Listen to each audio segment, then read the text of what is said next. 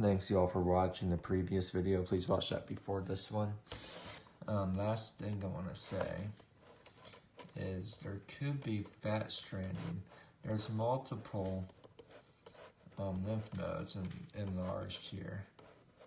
These superior mesenteric nodes, these pericecal nodes.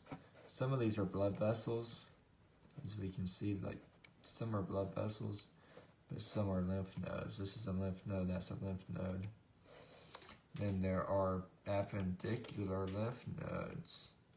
Here's one right here. It can be easily mistaken for colon if you don't look carefully, and here's another one.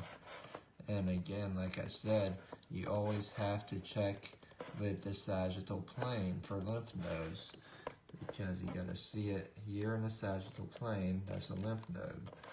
And we gotta see this one here in the sagittal plane, it's a lymph node.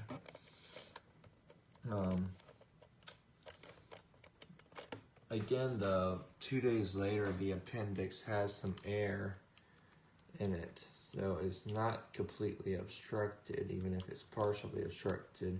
You can see the cecum here in the orifice of the appendix. Is there fat stranding is another question.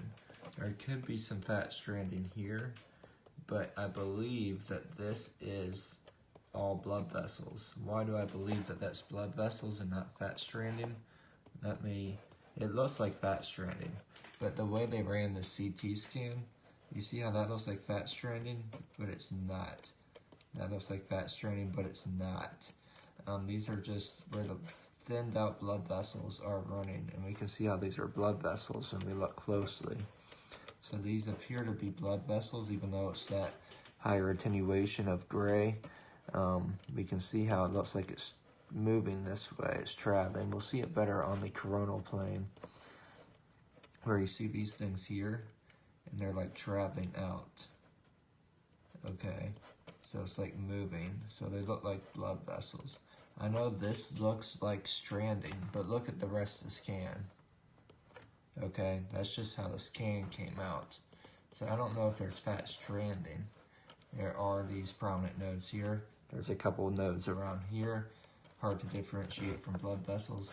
Again, I like using sagittal images for blood vessels because sometimes blood vessels look like lymph nodes, but you can follow it and see that this is a vessel, not a lymph node.